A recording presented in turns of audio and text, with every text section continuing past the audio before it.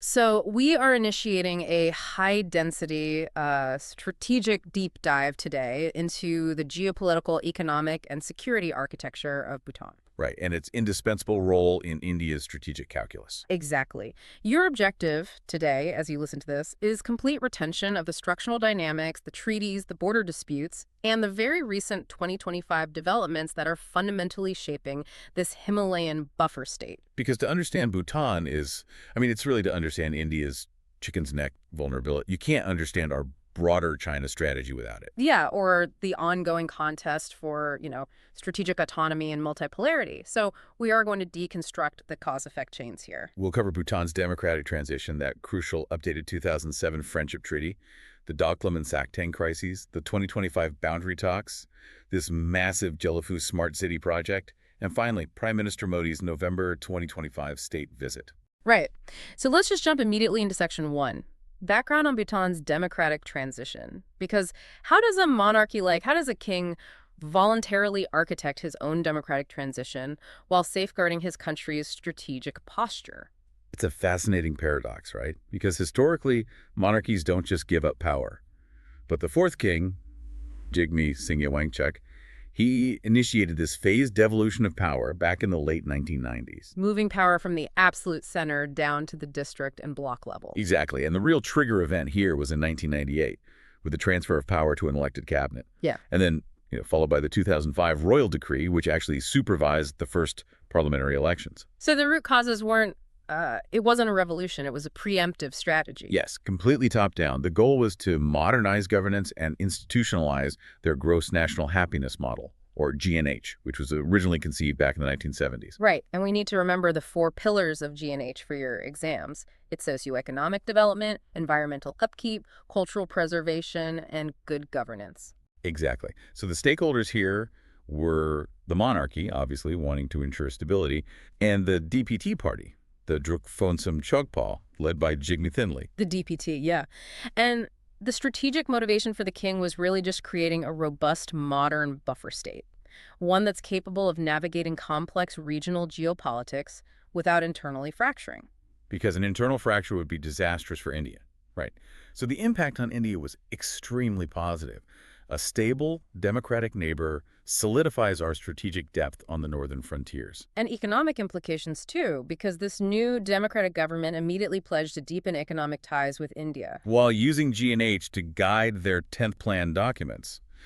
But we can't ignore the security implications. It wasn't all a smooth, happy transition. No, definitely not. There's the legacy of the Nepali refugees. Right. The non-inclusion of roughly 1,000 Nepali refugees who were basically expelled after the 1990 protests for democracy and against discrimination. And they were living in camps in Nepal, which created massive regional security complexities. Exactly. And on top of that, the immediate geopolitical implication, the immediate foreign policy challenge, was handling their completely unresolved boundary dispute with China.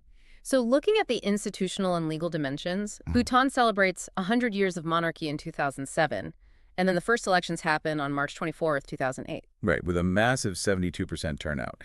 And Jigme Thinley's DPT won 44 out of 47 seats. 44 of 47, wow. And then the parliament adopted the constitution? And India's response, their balancing strategy, was just to welcome the transition openly, supporting the new government's pledge for mutually beneficial ties. Which really set up the future implications. It laid the groundwork for Bhutan to operate as an independent democratic constitutional monarchy while keeping India as its primary development partner. Absolutely. Okay, so let's frame this mentally for the listener's exam answer framework. If you're writing this, focus on the sequence. Right? Yeah, sequence is key here. 1998 devolution, then the 2005 decree, then the March 24, 2008 elections, and finally the adoption of the Constitution and GNH. But you have to contrast this smooth transition with the 1990 Nepali refugee crisis. You need that balance in your answer. Definitely. So time for a rapid revision recap. We've got the fourth king, Jigme Singye Wangchuck. The 2008 elections. The DPT party, led by Jigme Thinley, winning 44 out of 47 seats. The 1,000 Nepali refugees. And the GNH 4 pillars. Okay, active recall questions for you listening right now. What year did Bhutan hold its first parliamentary elections? Think about it. Right, 2008, March 24th, 2008. Next question. Who won, and what are the four pillars of GNH? The DPT won, taking 44 of 47 seats, and the pillars are socioeconomic development, environmental upkeep, cultural preservation, and good governance. Perfect. So the final revision capsule for this section. Bhutan's democratic shift was top-down, finalizing on March 24, 2008. It blended modern constitutional governance with the socio-economic philosophy of G&H. While carrying the legacy challenge of the Nepali refugees and that lingering China border dispute. Right. Okay, let's jump right into the post-Section 1 exam output generation. We need to structure this out. Let's start with a 150-word answer framework. The prompt is to analyze Bhutan's democratic transition. So you define the top-down initiation by the fourth king. You detail the timeline, 1998 cabinet power transfer, 2005 decree, 2008 elections. Right. Then you explain the institutionalization of gross national happiness as the guiding policy. Make sure to highlight those immediate challenges, the 1990 Nepali refugee crisis and the China border dispute, and conclude with the impact on India-Bhutan mutually beneficial ties. Now, if it's a 250-word answer structure, you need clear paragraphs. Your intro sets up Bhutan's unique top-down democratic transition culminating in 2008. Body paragraph 1 is the process. Phased evolution by Jigme Singye Wangchuk. 1998 cabinet transfer leads to 2005 royal decree leads to March 24, 2008 elections. The DPT party won 44 of 47 seats. Body paragraph 2 is policy and G&H. Adoption of the Constitution and the 10th Plan. Emphasize the centrality of G&H and its 4 pillars. Then body paragraph 3 is your challenges. The legacy of 1,000 Nepali refugees displaced in 1990, plus the unresolved border with China. And your conclusion just wraps it up. A stable, democratic buffer state that promised deepened, mutually beneficial ties with India. Exactly. Now for a quick bullet point format to memorize, initiated by 4th King Jigme Singye Wangchuk. 1998. Power transfer to cabinet. 2008, March 24, first elections, DPT wins 44 out of 47 seats. Guiding policy. Gross national happiness. Challenges. 100,000 Nepali refugees from 1990. And the China boundary. And the key words you absolutely must underline in your paper. Jigme Singye Wangchuk, 2008 elections, DPT, Jigme Thinley, gross national happiness, Nepali refugees. Use proper administrative terminology too. Terms like phased evolution, royal decree, democratic constitutional monarchy, and mutually beneficial ties. Excellent. That covers the transition perfectly. All right, moving to section 2. Indo-Bhutan friendship treaties and security architecture. Because, how did the legal architecture of India-Bhutan relations actually evolve from 1949 to 2007? Right. It had to reflect Bhutan's growing strategic autonomy while still securing India's chicken's neck. So the background here is the 1949 Indo-Bhutan Friendship Treaty, which was signed under Jawaharlal Nehru. And it was actually based on an early 20th century British treaty. Which is crazy when you think about it. But the trigger event to change it was that democratic transition we just talked about. Bhutan needed broader sovereignty in a multipolar world. Because, and this is the root cause, Article 2 of that 1949 treaty literally required Bhutan to be guided by India's advice on external relations. Yeah, that became completely outdated and, frankly, politically untenable for a new democracy. Right. So the stakeholders here. India is seeking a secure buffer state. Bhutan is seeking strategic autonomy and economic integration. And India's strategic motivation is singular. Securing the Siliguri corridor, the chicken's neck, ensuring Bhutan does absolutely not pivot to China. So the impact on India of updating this was that it maintained Bhutan as a vital strategic depth provider, but through a modernized, respectful legal framework. The economic implications of this 2007 update are massive. The 2008 provision allowed 16 specific entry and exit points for Bhutanese trade. Crucially excluding the PRC, though. Excluded the PRC, right. It also broadened hydropower. They aimed for 10,000 megawatts by 2021. And the trade dependency is wild. India accounts for 90% of Bhutan's trade, and Bhutan exports 70% of its hydropower straight back to India. Plus, India provided 5,000 crore for Bhutan's 12th five-year plan from 2018 to 2023 and promised even more for the 13th. Okay, but let's talk security implications, because they added a very critical extradition clause in the 2007 update. Yeah, that was critical after they had to clear out anti-India rebel camps from Bhutanese territory. So Article 2 was updated to say neither uses its territory against the other. It also allowed Bhutan the free import of arms as long as their intentions are friendly. And physically, the 699-kilometer border is jointly manned by India's Sashastra Seema Bal, the SSB, and the Royal Bhutan Army, the RBA. Plus, you have IM-TRAT, the Indian military training team, literally training the RBA inside Bhutan, and India's Eastern Air Command provides their air assistance. The geopolitical implication here is that this entirely prevents Bhutan from becoming vulnerable to external geopolitical pressures, specifically China. Right. By ensuring economic and security reliance on India, it directly connects to India's broader supply chain and energy security strategies. Exactly. So institutionally, the 2007 updated treaty replaced the 1949 treaty, but they retained the free trade regime and national treatment of citizens. India's balancing strategy here was brilliant. They replaced paternalism with equal partnership, respecting sovereignty while permanently anchoring Bhutan's military and economy to India.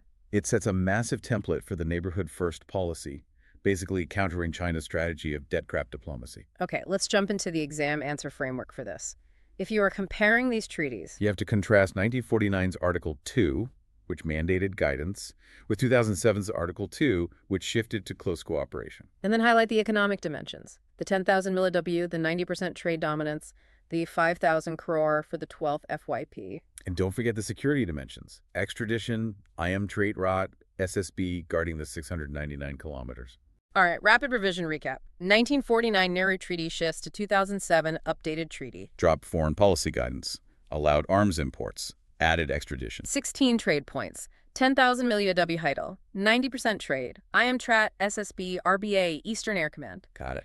Active recall questions for the listener. What specific provision was dropped in the 2007 treaty regarding foreign policy? Think back to Article 2. Right, the requirement for Bhutan to be guided by India's advice on external relations. Next question. What is the name of the Indian training mission in Bhutan? It's IM Charat, Indian Military Training Team. Final revision capsule. The 2007 treaty modernized relations by granting Bhutan foreign policy autonomy and arms import rights. While cementing India's security interests via extradition clauses, military training through IM Trat, and massive hydropower and economic integration. Perfect. Let's move to the post-Section 2 exam output generation. For a 150-word answer framework on this, compare the 1949 and 2007 treaties. The 1949 treaty mandated India's guidance on Bhutan's foreign policy and arms imports. But the 2007 updated treaty dropped Article 2's guidance clause, replaced it with close cooperation, and allowed independent arms imports. Then detail the security framework. The new extradition clause, the 699-kilometer border manned by SSB and RBA, and IM Treat. And always add economic ties. 90% trade dependence, 16 transit points, 10,000 milliW hydropower goals, and the 5,000 crore aid for the 12th FYP. If you need a 250-word answer structure, break it down.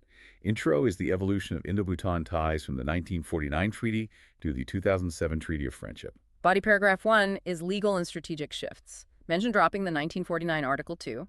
Mention arms import autonomy, the extradition clause against anti-India insurgents, and the agreement not to allow territory for harmful activities. By paragraph 2 covers economic interdependence, maintain free trade, 16 entry-exit points excluding China, India buying 70% of Bhutan's hydropower, aiming for 10,000 LEW, India accounting for 90% trade, and the 4,000 crore aid for the 12th FYP. Body paragraph 3 is security and border, the 699-kilometer border guarded by SSB and RBA. IM Trat training the RBA, Eastern Air Command support, and how this buffer state protects the Siliguri corridor. Conclusion. The 2007 treaty successfully balanced Bhutan's desire for sovereign strategic autonomy with India's core security and geo-economic imperatives. Quick bullet point format to drill this in. 1949 treaty under Nehru. India guided foreign policy and arms. 2007 treaty. Dropped guidance, allowed arms imports, added extradition. Economy. 90% trade, 10,000 milliW Heidel, 16 transit points, 5,004 for the 12th FYP. Security. 699-kilometer border, SSB, RBA, IM Trade, Eastern Air Command. Keywords to underline. 1949 Indo-Bhutan Friendship Treaty, 2007 Updated Treaty, Article 2, Extradition, IM Treaty, Sashastra Seema Ball, Siliguri Corridor. And the policy terminology you should use: buffer state, strategic depth, national treatment, free trade regime, intergovernmental agreement, and extradition. That really cements Section 2. We're building a strong foundation here. We are, because you need this foundation to understand Section 3, the Sino-Bhutan border dispute and the Doklam crisis of 2017. Because why does a border dispute between China and Bhutan automatically trigger a military mobilization from India like we saw in 2017? To understand that, look at the background. Bhutan has diplomatic ties with 55 UN members, but absolutely no P5 members. None. And they share a 500-plus kilometer border with China. Right. Historically, India represented Bhutan in boundary talks until the 1970s. But Bhutan took an independent course post-1971 when they entered the UN. Direct annual talks began in 1984, and they even signed a bilateral peace agreement in 1998. But the trigger event that shattered that was June 29, 2017. Bhutan protested because Chinese road construction started in the disputed Doklam territory. So let's look at the root causes geographically. There are three disputed areas: Doklam in the west and Jakarlum and Pasamlung in the north. And the friction is all about the tri-junction. China claims territory way south to a place called Gitmochi, basing this on the 1890 Convention of Calcutta. But India and Bhutan treat a point further north, Batangla, as the actual tri-junction. Right. The stakeholders and objectives are totally at odds here. China is seeking to push the tri-junction south to Gitmochi to directly threaten the Siliguri corridor. Bhutan is just trying to defend its sovereignty. And India is there to enforce the 2012 Special Representative's understanding. That 2012 agreement explicitly stated that tri-junctions must be resolved by all three countries. So the strategic motivations China's strategy involves shifting claim lines to coerce small states and completely bypass Indian defenses. While India's objective is strict adherence to the status quo. The impact on India was a direct, kinetic military threat. The Indian Army deployed roughly 3,000 troops on June 30, 2017, physically moving in to block the Chinese construction. Which obviously has massive economic implications because it threatens the basic stability required for regional trade and connectivity corridors. And the security implications are terrifying. A Chinese presence at Gitmochi drastically reduces India's reaction time to defend the chicken's neck. Geopolitically, this demonstrates China's aggressive territorial revisionism. It connects straight to the broader Indo-Pacific and maritime security narrative, where we see China constantly ignoring international rules. Exactly. Institutionally and legally, China cited that 1890 Convention of Calcutta and tried to claim Nehru had accepted it, which wasn't true. So on August 10, 2017, Bhutan officially rejected Beijing's claim. And India's balancing strategy was pairing a very firm military stand during the Doklam standoff with unwavering diplomatic backing of Bhutan. Which meant the future implications were that Doklam remained a volatile flashpoint, really driving the urgency for the boundary negotiations we see later. Okay, exam answer framework time. You need to establish the geographic dispute clearly. Mention Doklam, Jakarlung, and Pasamlung. Contrast the tri-junction claims. China claiming Gitmochi based on the 1890 Convention versus India and Bhutan claiming Batangla. Highlight that 2012 SR agreement on tri-junctions, and then detail the 2017 deployment of 3,000 troops. Let's do a rapid revision recap. 55 diplomatic ties, 0 P5, 500-kilometer border. 1984 direct talks. Doklam, Jakarlung, Pasamlung. June 2017 Doklam crisis, 3,000 Indian troops deployed. Gitmochi versus Batangla, 1890 Calcutta Convention, 2012 SR understanding. Actor recall questions. What are the three disputed areas between China and Bhutan? Remember the map. Doklam in the west, Jakarlung and Pasamlung in the north. Second question. What is the difference between China's tri-junction claim and India's claim? China claims Gitmochi based on the 1890 Convention. India and Bhutan claim Batangla. Right. Final revision capsule for Section 3. The Doklam crisis of 2017 was triggered by Chinese road construction in Bhutanese territory. It forced India to intervene based on the 2012 tri-junction understanding, specifically to prevent China from establishing a presence at Gitmochi and threatening the Siliguri corridor. Perfect. Now into the post-Section 3 exam output generation. 150-word answer framework. If you're analyzing the Sino-Bhutan border dispute, first identify the three disputed areas: Doklam in the west, Jakarlung, and Pasamlung in the north. That explain the timeline. India represented Bhutan till the 1970s. Direct talks began in 1984, 1998 peace agreement. Detail the 2017 Doklam crisis, noting it was triggered by Chinese road construction. Explain the core geographical friction. China claims Gitmochi as the tri-junction, citing the 1890 Calcutta Convention, while India and Bhutan claim Batangla. And you have to note India's deployment of 3,000 troops based on the 2012 tri-junction agreement, ultimately safeguarding the Siliguri corridor. Let's scale that up to a 250-word answer structure. Your intro notes that Bhutan lacks diplomatic relations with P5 members, but shares a 500-kilometer disputed border with China, which poses direct security challenges for India.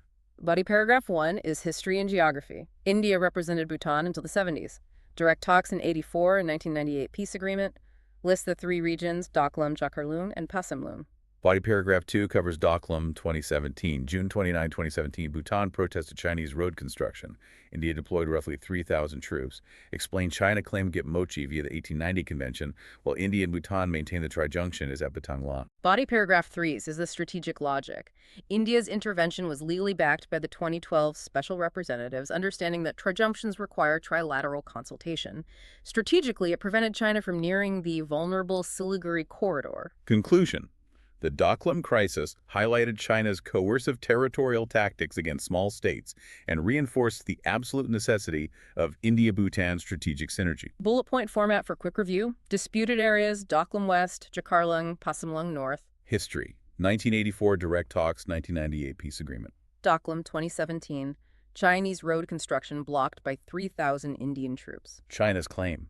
Gitmochi, citing the 1890 Calcutta Convention. India and Bhutan claim, Batangla, backed by the 2012 SR agreement. Make sure to underline these keywords: Doklam, Jakarlung, Pasamlung, Gitmochi, Batangla, 1890 Convention of Calcutta, 2012 Special Representatives Understanding. And for administrative terminology, use, tri-junction, boundary delimitation, bilateral agreement, and the 5 principles of peaceful coexistence. That transitions us perfectly to Section 4. Because just when Doklam was simmering down, China suddenly opened a completely new front in eastern Bhutan in 2020. Yeah, the Sakteng Wildlife Sanctuary. What is the tactical logic behind claiming a wildlife sanctuary out of nowhere? Well, the background here is that 24 rounds of border talks had occurred by 2016, and Sakteng Wildlife Sanctuary, which is in the Trashigang district, had literally never been disputed in prior talks. Not once. But then the trigger event, June 2, 2020, which, by the way, is exactly during the peak of the Eastern Ladakh LAC crisis. It's not a coincidence. China objected to a global environment facility grant, a GEF grant for Sakteng. So the root cause here is geography. Sakteng is directly adjacent to India's Arunachal Pradesh, which China claims. So China is seeking to expand its territorial leverage to pressure both Bhutan and India at the same time. Yes. The stakeholders and objectives are clear. China is attempting coercion via package deals, Bhutan is strongly rejecting the claims, and India is fast-tracking strategic infrastructure like the Guwahati to Tawang Road. Let's talk about the strategic motivations, because this is classic coercion. China historically offered an exchange of those disputed northern areas for the Doklam Plateau in the west. Right, and by opening a new claim in the east at Sakteng, they drastically increased the pressure on Bhutan to just settle bilaterally and yield Doklam. The impact on India is a direct threat to Arunachal Pradesh. So India proposed a strategic road right through Bhutan's Yeti or Migori territory, which would reduce the Guwahati-Tawang travel distance by 150 kilometers for much faster troop deployment. The economic implications were immediate: the disruption of environmental funding from the GEF. And the security implications involve China's gray zone tactics. They build these well-off society villages, encroaching on Bhutanese territory, which increases domestic pressure in Bhutan to settle quickly and stop the land loss.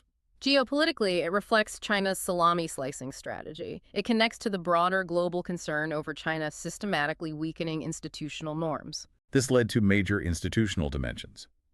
In October 2021, Bhutan and China signed an MOU on a 3-step roadmap to expedite negotiations. This was finalized during a 10th expert group meeting in Kunming in April 2021.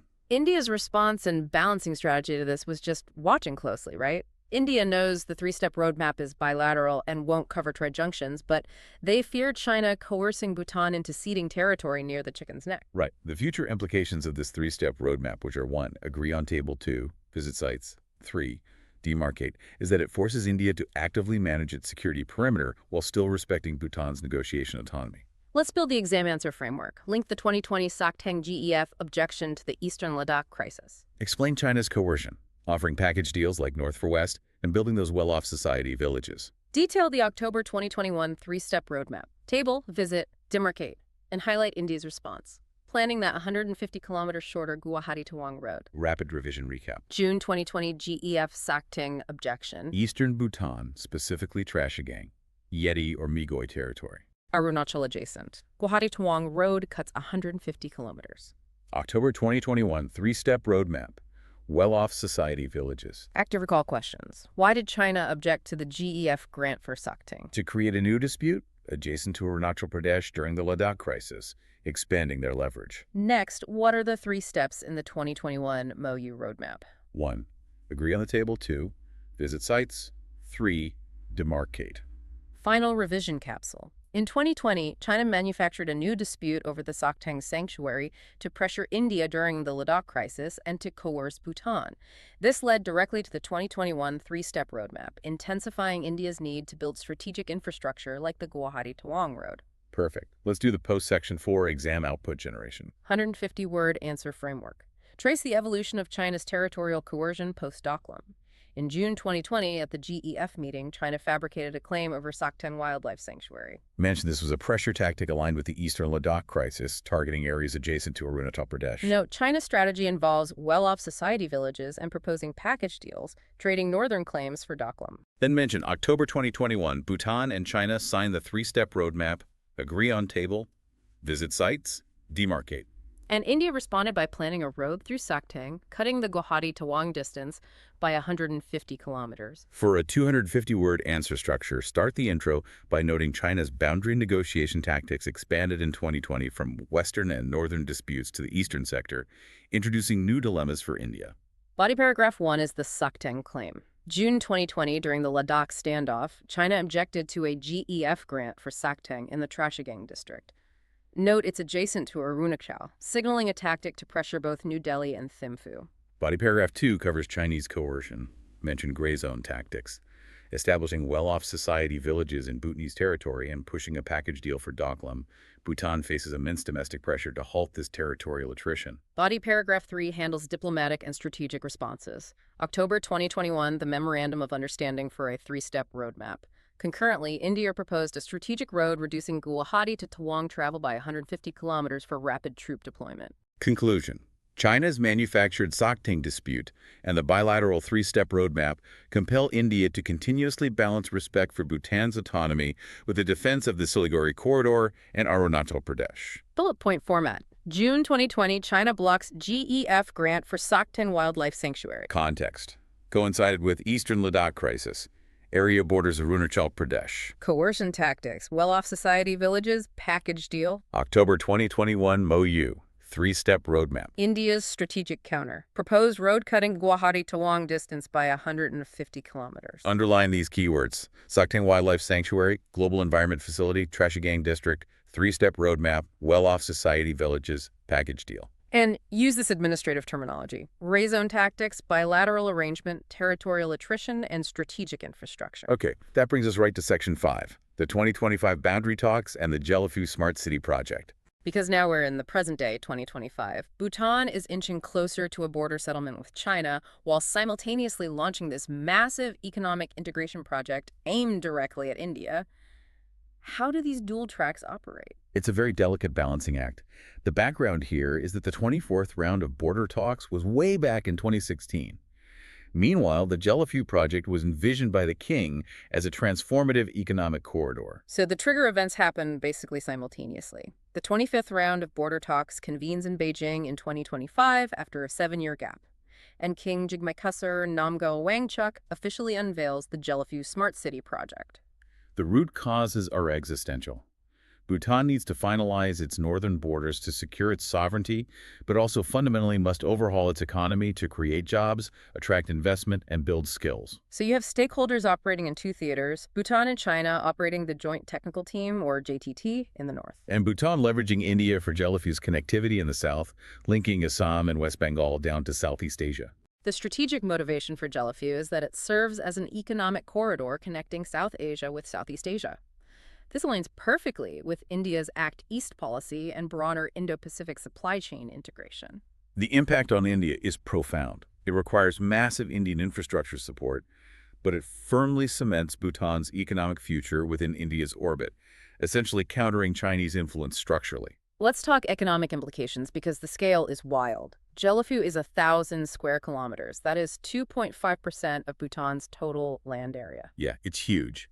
And it's a special administrative region, or SAR, meaning it has executive and legal autonomy. Built as a mindfulness city based on G&H principles, the priority areas are energy, connectivity, and skills.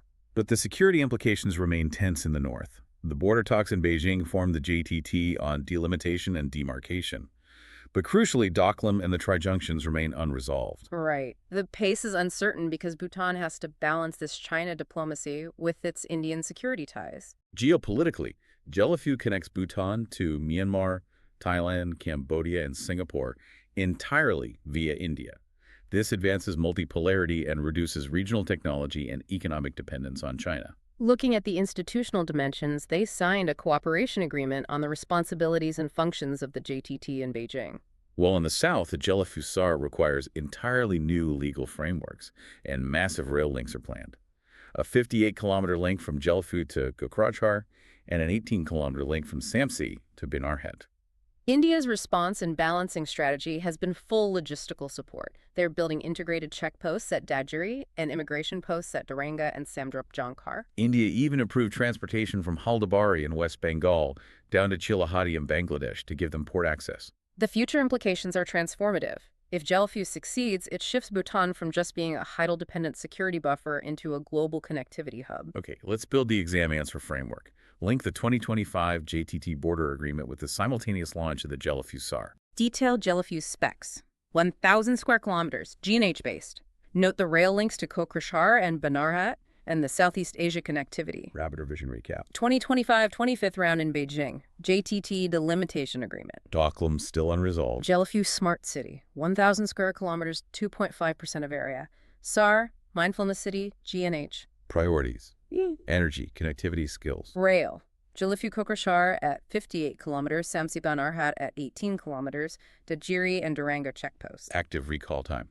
What is the specific acronym for the mechanism formed during the 25th boundary talks? The JTT Joint Technical Team. Next question. What are the two rail links proposed under the Gelephu project? Gelephu to Kokrajhar, which is 58 kilometers, and Samsi to Banarhat, which is 18 kilometers. Final revision capsule. In 2025, Bhutan advanced its boundary demarcation via the JTT with China, while securing its economic future with India through the 1,000 square kilometer Gelephu Mindfulness City and its associated railway corridors to Southeast Asia. Let's generate the post-Section 5 exam output. For a 150-word answer framework, examine Bhutan's dual geopolitical strategy in 2025. On the security front, mention the 25th round of talks in Beijing, signing the agreement on the Joint Technical Team to operationalize the three-step roadmap. But always caveat that Doklam remains unresolved. Concurrently, on the economic front, detail the launch of the Gelephu Smart City project. Note, it's a 1,000 square kilometer special administrative region based on G&H, prioritizing energy, connectivity, and skills. It's an economic corridor linking South Asia to Southeast Asia via India. And mention India is facilitating this via the Gelephu Kokrajhar 58 kilometers and Samsi Banarhat 18-kilometer rail links, plus new checkposts. Moving to a 250-word answer structure. Intro. In 2025, Bhutan took decisive steps to settle its borders while launching a transformative economic integration model with India. Body paragraph 1 is Boundary Talks 2025. The 25th round in Beijing resulted in a cooperation agreement on the JTT for delimitation and demarcation. Despite this momentum on the three-step roadmap, critical tri-junctions like Doklam remain unresolved, requiring Bhutan to delicately balance India's security interests. Body paragraph 2 covers the Gelephu Smart City. To secure economic autonomy, Bhutan unveiled the Gelephu Mindfulness City, mentioned 1,000 kilometers, 2.5% of land, SAR status, and focus on energy, connectivity, and skills. Body paragraph 3 is India's connectivity role. Gelephu relies entirely on Indian infrastructure to connect to Southeast Asia.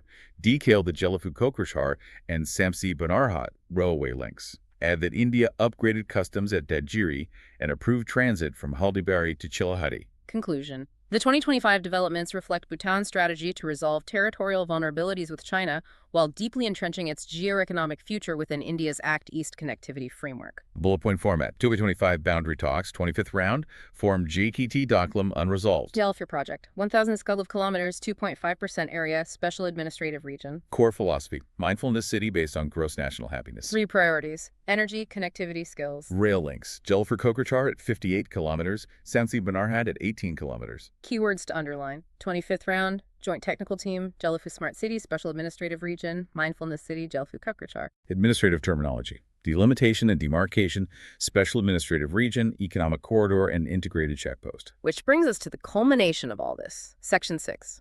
PM Modi's 2025 visit and future implications. To consolidate all these strategic and economic tracks, PM Modi visited Bhutan in November 2025. How did this visit stitch together hydropower, digital integration, and cultural diplomacy? Well, the background was that Bhutan was initiating its 13th five-year plan, and Gelephu urgently needed massive capital. So the trigger event was PM Modi's two-day state visit on November 11 and 12, 2025. The root causes making this urgent were the absolute necessity to operationalize long-standing hydel projects and officially commit to funding those Gelephu rail links to preempt any economic slowdown in Bhutan. Because an economic slowdown could destabilize the border. The stakeholders and objectives: India reinforcing its position as the principal development partner, and Bhutan securing funds for its modernization. The strategic motivations show a real shift. They're moving beyond traditional bilateral aid into deep geoeconomic integration. This lines perfectly with abundant harbor logistics and energy security. The impact on India is that it ensures surplus clean hydropower exports to India and basically secures the border via deep economic interdependence. Let's look at the actual economic numbers from the visit because they are staggering. They inaugurated the 1,020 megawatt Punasangshu second project, And committed to expediting the 1,200 megawatt Punitsangshu project. plus a new 4,000 crore concessional line of credit, an LOC, specifically for energy. And a reaffirmation of 10,000 crore assistance for the 13th FYP, covering project-tied assistance, high-impact community development projects, and stimulus. The security implications of this funding are concrete. Fully funding the Gelephu Kokrajar and Banarat Samse rail links at 4,033 crore physically anchors Bhutan's economy to India, vastly enhancing border stability. They also announced the Hathisar immigration checkpost. Geopolitically, this demonstrates India's capability to deliver high-impact infrastructure, directly countering China's Belt and Road Initiative narrative in the Himalayas. The institutional dimensions included MOs on renewable energy, mental health, healthcare, and expanding digital integration via UPI. But India's balancing strategy wasn't just money. It was deep cultural soft power. PM Modi attended the 70th birth anniversary of the fourth king as guest of honor. And he attended the Kailakakra, the Wheel of Time empowerment ceremony. So the future implications are that the energy LOC and the rail links signal a permanent shift toward joint infrastructure rather than mere grant giving. Let's frame this for the exam. Categorize the visit into energy mentioning Punatsangchu INT and the 4,000 CR LOC. Connectivity, the rail links, funded at 4033 CR UPI. Development 10,000 CR for the 13th FYP. And cultural, the 70th anniversary, the Kailakakra ceremony. Rapid revision recap. November 11-12, 2025 visit. 120 Melajivi Punasangshu second inaugurated. 1,200 Melachi Punasangshu I expedited. 4,000 CR energy LOC. 10,000 CR 13th FYP. Rail links, fully funded at 4033 CR. Hadisar checkpost. 70th birth anniversary of the fourth king. Kailakakra ceremony. UPI integration. Active recall questions. Which specific hydropower project was inaugurated during the November 2025 visit, and what was its capacity? It was Punasamshu II, and it's 1,020 megawatts. Next, what cultural ceremony did PM Modi attend? The Palakakra Empowerment Ceremony. Final revision capsule. PM Modi's November 2025 visit consolidated India's strategic footprint by inaugurating Punitsangshu II, funding the Gelephu rail links, injecting 14,000 crore total in LOCs and grants, and binding the nations through deep spiritual ties like the Kailakakra ceremony. Perfect. Post-Section 6 exam output generation. 150-word answer framework. Assess the outcomes of PM Modi's November 2025 state visit to Bhutan, divided into 3 pillars. Pillar 1 is energy. Inaugurated the 1,020 milliW Punitsangshu Te project, expedited Punitsangshu at 1,200 milliW, and announced a 4,000 crore LOC for energy. Pillar 2 is connectivity and economy. Fully funded the Kokrajar Gelephu and Banarhat Samse rail links at 4,033 crore. Announced the Hathisar immigration checkpost, expanded UPI, and reaffirmed 10,000 crore for Bhutan's 13th FYP. Pillar 3 is cultural. Attended the 70th birth anniversary of the fourth king and the Kailakakra ceremony. Conclude that the visit shifted ties from traditional aid to deep economic integration. For a 250-word answer structure, intro. Prime Minister Modi's November 11-12, 2025 state visit elevated the Indo-Bhutan Special and Privileged Partnership from traditional aid to deep structural integration. Body paragraph 1 is energy security.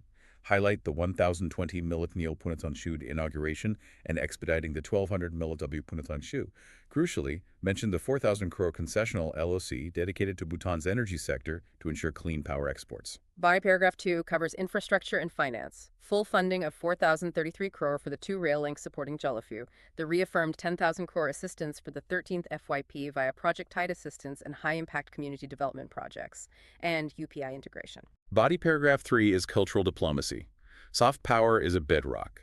Modi is guest of honor for the 4th King's 70th birth anniversary and attending the Kailakakra empowerment ceremony. Conclusion. The 2025 visit successfully merged hard infrastructure financing with spiritual diplomacy, solidifying India's strategic footprint and countering external pressures on Bhutan. Bullet point format. Visit dates. November 11-12, 2025. Energy. 1,020 Milido Panetsongchua second inaugurated. 4,000 crore LOC announced. Infrastructure. Fully funded rail links for 4,033 crore. Hadisar checkpost. Development. 10,000 crore assistance for 13th five-year plan. Digital and trade. UPI integration advanced. Cultural. 70th birth anniversary of 4th King Kailakakra ceremony. Underline these keywords. Funatsanchit II, line of credit, 13th five-year plan, Hadisar immigration checkpost, Kailakakra ceremony, special and privileged partnership. And the policy terminology. Concessional line of credit, project-tied assistance, high-impact community development projects, and soft power. From the 1949 and 2007 treaties to the standoff at Doklam, the Sakteng provocation, and now the monumental shift toward the Gelephu Mindfulness City Bhutan's trajectory is the ultimate case study in a buffer state successfully navigating great power competition. We've seen how geopolitics drives border maneuvers, which dictates India's security deployments, which in turn necessitates deep economic and infrastructure integration as a countermeasure. You now have the complete matrix of dates, treaties, and strategic logics, but here's a final provocative thought to mull over on your own. If the Gelephu Smart City successfully connects South Asia to Southeast Asia, how will that alter the strategic value of the Siliguri corridor? Does a thriving economic bridge make the chicken's neck less vulnerable, or does it make it an even more lucrative target? Keep connecting the dots.